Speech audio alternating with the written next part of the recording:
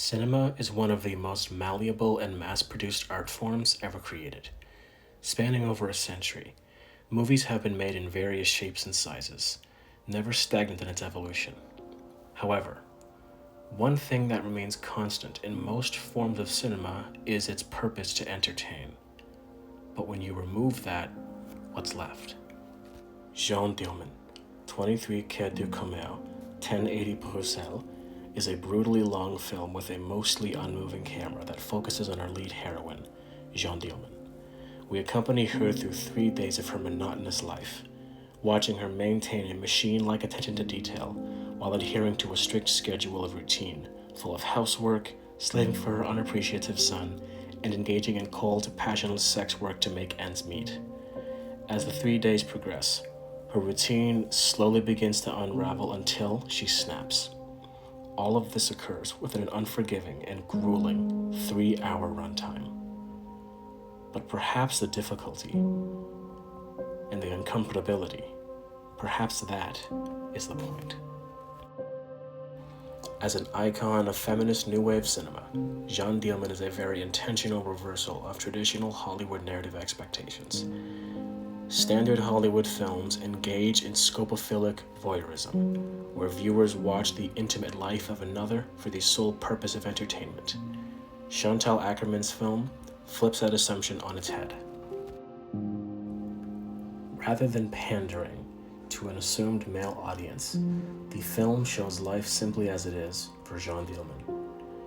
Instead of portraying Jeanne as a figure of beauty who engages in feats of action, she is shown to be a woman buried alive in the expectations of society. The same could be said for the film's runtime, as well as the work-reward balance. Rather than a 90-minute runtime with action and dialogue, the film does not provide you with an immediate reward.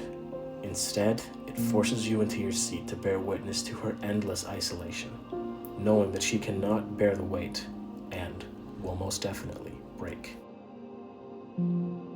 Laura Mulvey argues that, traditionally, the woman displayed has functioned on 2 levels: as an erotic object for the characters within the screen story, and as an erotic object for the spectator within the auditorium. Whereas Teresa de Lauretis says of Jeanne Dielman, what the film constructs, formally and artfully to be sure, is a picture of female experience, of duration, perception, events, relationships, and silences, which feels immediately and unquestionably true. For a concrete display of this argument within the film, consider one of the most well-known scenes, the veal cutlet scene. This scene painstakingly covers all of the dull steps of preparing veal cutlets, from taking the ingredients out of their place in the cupboard, to preparing them on a counter in a 3-step process to bread the cutlets, all without a single cut, camera movement, or bit of dialogue. As De Lauretis put it, Akerman's Jeanne Dielman is not so much about the beautiful images, but because it is a woman's actions, gestures, body, and look that define the space of our vision. This film is not a blockbuster meant to be viewed with friends with overpriced popcorn in your lap. It is an intentionally uncomfortable peer, not look, but a voyeuristic fly-on-the-wall approach to cinema.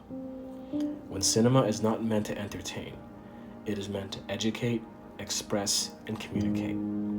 Film is the closest thing we will ever get to truly walking a mile in another's shoes. Life as a man and life as a woman are 2 very different experiences. And we see this depicted in what is expected in a male-centric film as opposed to one that conveys the female gaze.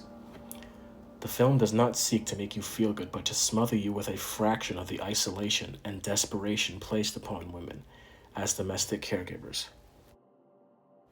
Peter Bradshaw said that this is the eerily unsettling and mesmeric 3-hour-plus account of a single mother's apparently banal life in real-time long takes, which progressively disclose an awful secret.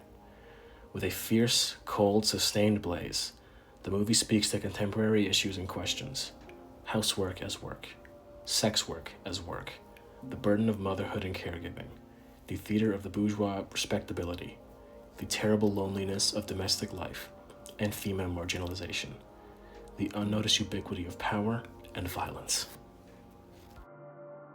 With cinema as the closest thing we will ever get to truly walking a mile in another's shoes, we must keep our minds open to new experiences of lives never lived. The point was never to entertain the masses, but to educate them and force a new perspective on those who would never know the suffocating pressures of patriarchy and motherhood. Jeanne Dielman is an icon of feminist cinema, but let's hope she does not become relatable for too many more out there.